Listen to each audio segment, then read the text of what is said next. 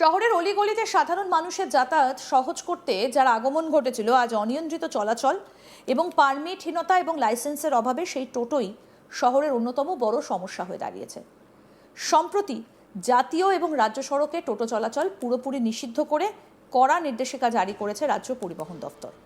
পরিবহন দপ্তরের প্রধান সচিব ডক্টর রবি ইন্দর সিংহ এই নিয়ম অবিলম্বে কার্যকর করতে রাজ্য পুলিশের ডিজিকে নির্দেশ দিয়েছেন। মূল রাস্তায় টোটো উঠলে মোটর ভেহিকল অ্যাক্ট অনুযায়ী কড়া আইনি পদক্ষেপ করা হবে। টোটো নিয়ন্ত্রণ এবং ট্রাফিক ব্যবস্থা নিয়ে মন্ত্রী উমেশ রাই সরকারের স্পষ্ট বার্তা তুলে ধরেছেন। তিনি সাফ জানিয়েছেন, হাইওয়ে এবং শহরের প্রধান রাস্তায় টোটো চলাচল সম্পূর্ণ নিষিদ্ধ থাকবে।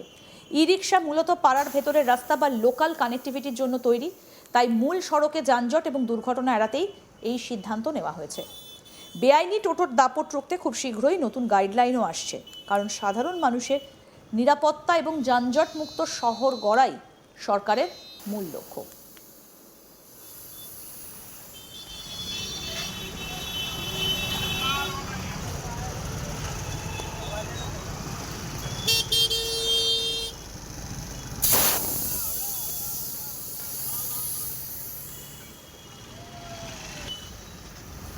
কি বলছেন পুর নগরোন্নয়ন দপ্তর প্রতিমন্ত্রী উমেশ রাই, শুনব।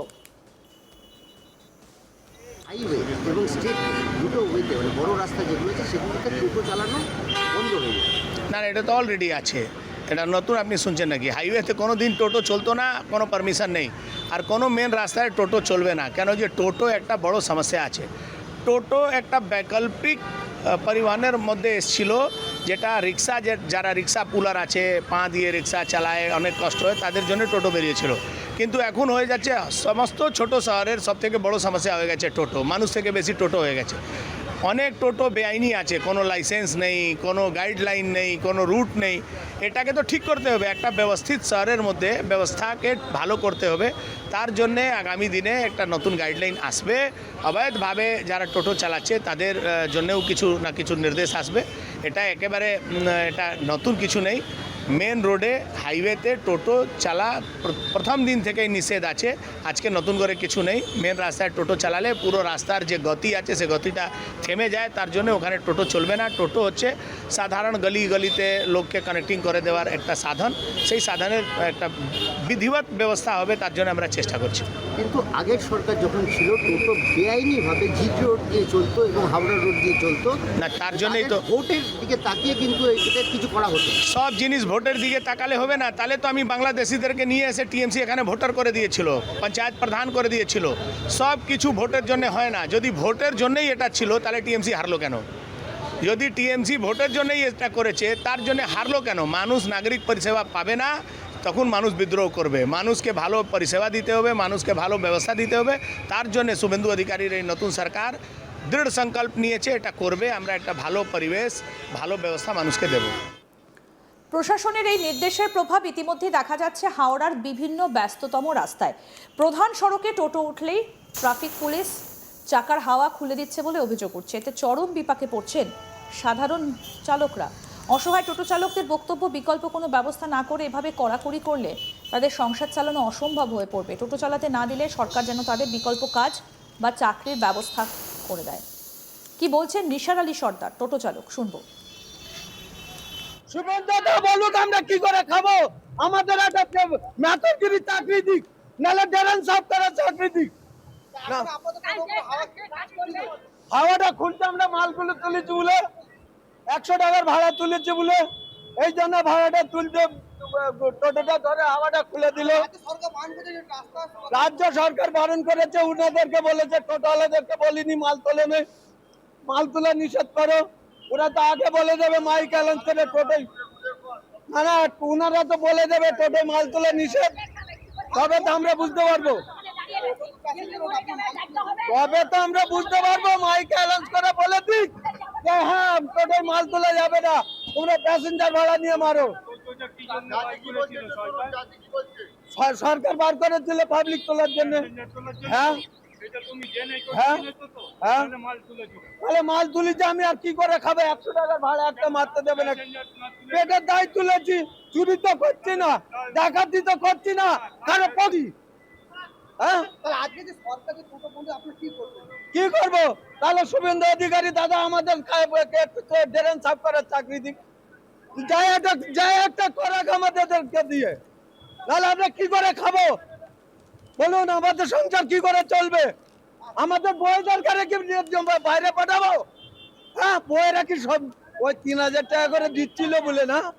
কাকে দিচ্ছে কাকে না দিচ্ছে তোর কোনো গ্যারান্টি আছে নাকি? হ্যাঁ, পাঠিয়ে দিন আমার এই বক্তব্য শুভেন্দু অধিকারীর কাছে। আগামীকাল সরকারি বন্ধ।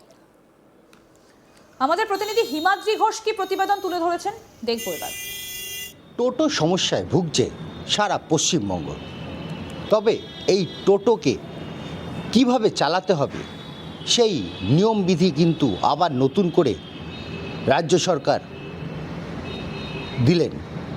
এই টোটো কোনো হাইওয়ে বা স্টেটওয়ে, ন্যাশনাল হাইওয়ে বা স্টেটওয়ে হাইওয়েতে কোনো দিন চলবে না।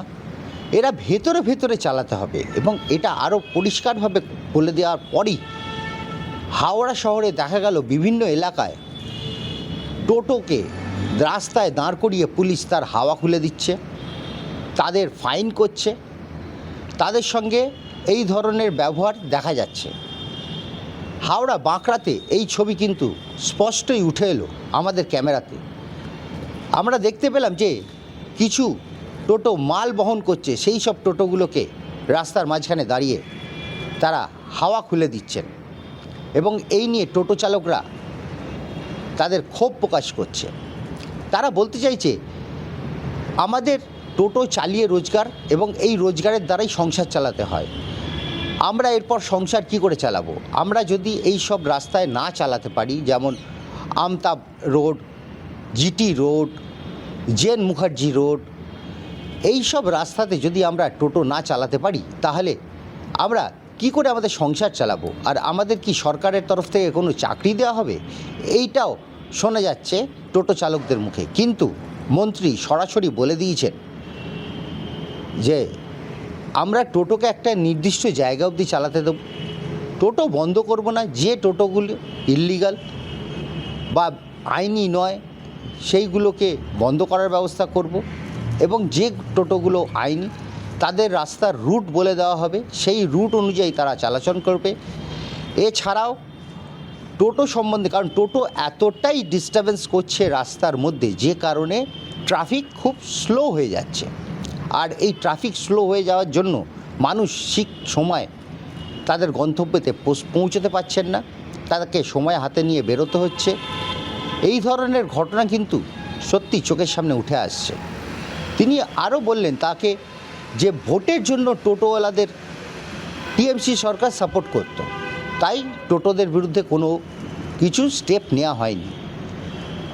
আর সেটাই যদি থাকতো তাহলে তো বিজেপি সরকার কোনোদিনই আসতো না, এই টোটোওয়ালারাই টিএমসিকে জিতিয়ে দিত। বিজেপি সরকারকে মানুষ এনেছে, মানুষের অবস্থা দুর্বিষহ হয়ে গেছিলো সেইখানে দাঁড়িয়ে, এবং সেই দুর্বিষহ অবস্থা যাতে না থাকে তার জন্য বিজেপি সরকারের ওপর ভরসা রেখেছেন। আর বিজেপির প্রতিমন্ত্রী উমেশ রায় সরাসরি জানিয়েছেন সেই ভরসাটাকে ঠিক করে রাখতে যা যা করণীয় তিনি করবেন। আরও আপডেট পেতে দেখতে থাকুন আজ তাক বাংলা, সাবস্ক্রাইব করুন।